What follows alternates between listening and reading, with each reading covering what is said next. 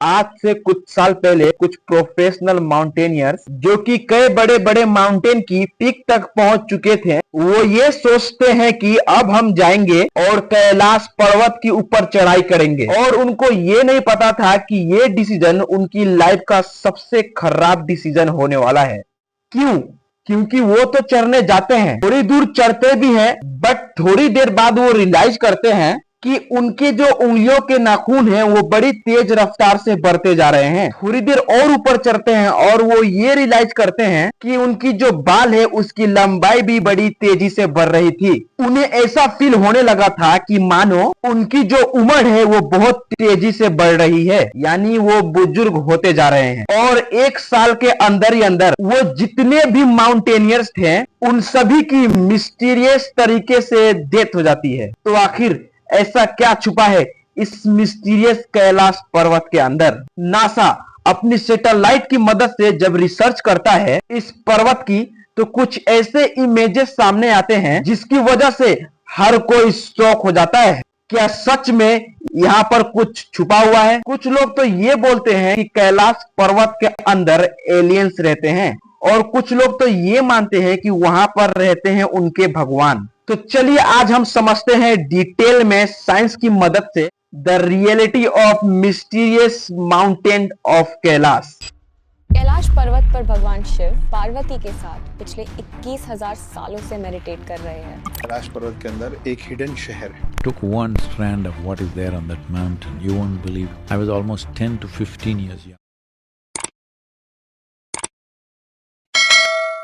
Mount Kailash एक ऐसा रहस्यमय पर्वत जिसकी ऊंचाई माउंट एवरेस्ट से 2200 मीटर कम है। लेकिन शॉकिंग बात पता है क्या है? इसके ऊपर केवल आज तक सिर्फ एक इंसान चढ़ पाया है, जबकि माउंट एवरेस्ट के ऊपर आज तक 7000 से भी ज्यादा लोग चढ़ पाए हैं। और जब चाइना एक बहुत फेमस माउंटेनियर राइनहोल्ड से रिक्वेस्ट करता है आप जाओ और कैलाश पर्वत के ऊपर चढ़ो और वहां पर आखिर ऐसा क्या है वो देख कर आओ। पता है राइनहोल्ड कौन है? जो माउंट एवरेस्ट के पीक पे बिना ऑक्सीजन सप्लाई के चढ़ चुके हैं। इन्होंने दुनिया के बड़े बड़े माउंटेन्स पे बहुत इजीली क्लाइंबिंग करी है, पर इन्होंने चाइनीज गवर्नमेंट को बोला कि यहाँ पर चढ़ना सही नहीं है। तो आखिर ऐसा क्या छुपा है इस पहाड़ के अंदर? उसी को पता करने के लिए 2001 में चाइनीज गवर्नमेंट अपना एक हेलीकॉप्टर भेजती है, क्योंकि चाइना को ऐसा लगता है कि चलो कोई इंसान नहीं चढ़ पा रहा है पर हमारे पास तो टेक्नोलॉजी तो है,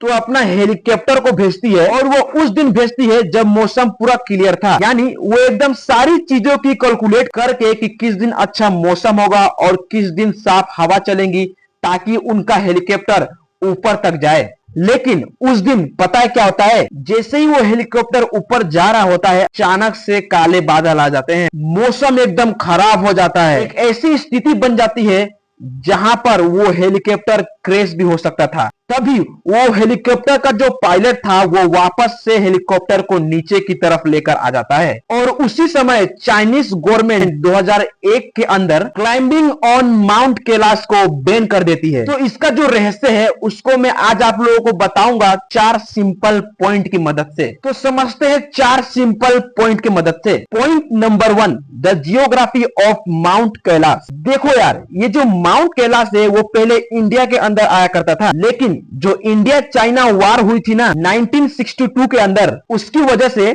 चाइना ने इंडिया की बहुत सारी टेरिटरी जब अपने कब्जे में ली, तो ये जो कैलाश पर्वत था वो चाइनीज गवर्नमेंट के पास चला गया, यानी अब ये चाइना का पार्ट बन चुका है। अब इसकी जियोग्राफी ना बहुत ज्यादा इंटरेस्टिंग है, क्योंकि कैलाश पर्वत से 4 अलग अलग रिवर जाती है। और पता है ये जो 4 रिवर हैं, ये चारों रिवर की अलग अलग डायरेक्शन है। एक रिवर नॉर्थ और एक रिवर वेस्ट और एक रिवर साउथ और एक रिवर ईस्ट। और सिर्फ इतना ही नहीं, एक और मिस्ट्री है इस जियोग्राफी के अंदर जो सबसे इंटरेस्टिंग मिस्ट्री है कि माउंट कैलाश की साउथ साइड पे सबसे ज्यादा बर्फ रहती है, जबकि जो साउथ साइड होती है ना वहां पर सन रेज सबसे ज्यादा पड़ती है। तो आप खुद सोचो, जहां पर ज्यादा धूप है वहां पर तो बर्फ कम होना चाहिए, बट यहाँ पर एकदम ऑपोजिट है। पर साइंटिस्ट इसका एक ही एक्सप्लेनेशन देते हैं, जो कि इसके लोकेशन पे जो माउंट कैलाश है ना उसको हम एक और नाम से बोलते हैं the centre of the earth. एक ऐसी लोकेशन जहां से आसमान और पृथ्वी का मिलन होता है। इसका क्या मतलब होता है कि ये एक ऐसे रीजन पे लोकेटेड है ना, जहां से सारी चीजों का सेंटर है।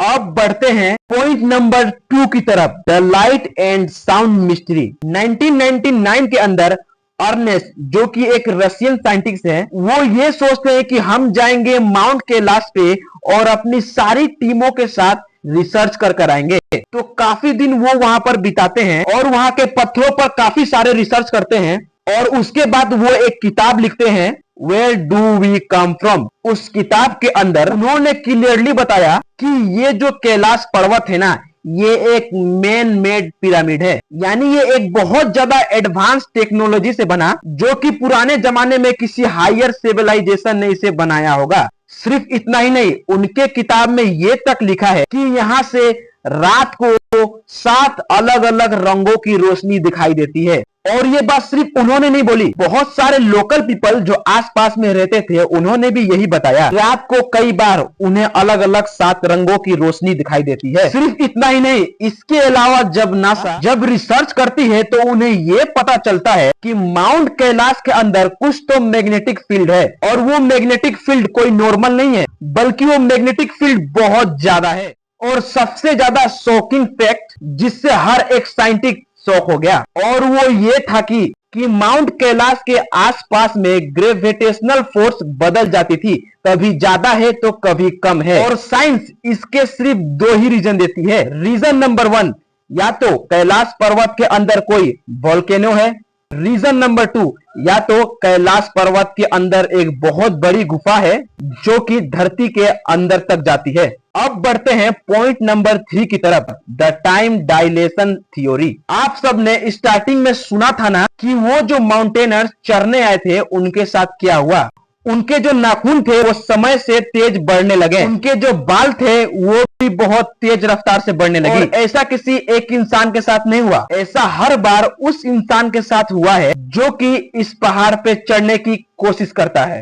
यानी यहाँ पर ऐसा कुछ तो है जिसकी वजह से समय तेज रफ्तार में दौड़ने लगता है।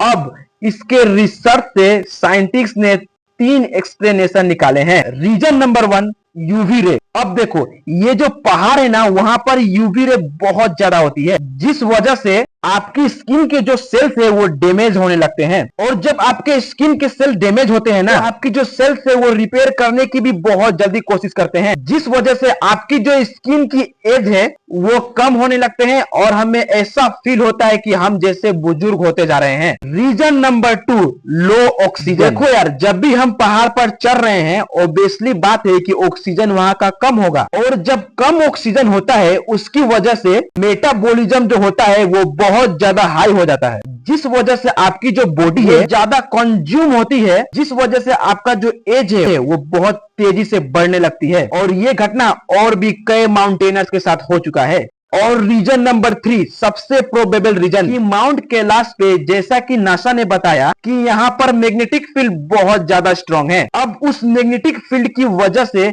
हमारी जो बॉडी है उसके हार्मोनल सिस्टम पे कुछ तो चेंज आता है। अब एग्जैक्टली तो किसी को नहीं पता, पर कुछ चेंज आता है जिसकी वजह से हमारी जो एज है वो टाइम के हिसाब से बहुत तेजी से बढ़ने लगती है। अब इसका क्या सही रीजन है, इसके बारे में तो किसी को नहीं पता और आज भी रिसर्च चल रही है। बट ये टाइम डायलेशन की जो थ्योरी है, इसके बारे में आज तक किसी को नहीं पता कि आखिर क्या छुपा हुआ है माउंट कैलाश के अंदर। अब बढ़ते हैं पॉइंट नंबर 4 की तरफ। आखिर वो कौन ऐसा इंसान है जो कि आज तक इस बड़े पर्वत के ऊपर चढ़ पाया है। तो देखो, अगर आपने सुना हो तो एक स्टोरी है महाभारत की। महाभारत के अंदर जो लास्ट में पांडव ब्रदर थे, वो सब कोशिश करते हैं माउंट कैलाश के ऊपर चढ़ने की। धीरे धीरे सबकी मृत्यु होने लगती है, पर पहाड़ के ऊपर सिर्फ एक पहुंचता है जिसका नाम युधिष्ठिर है।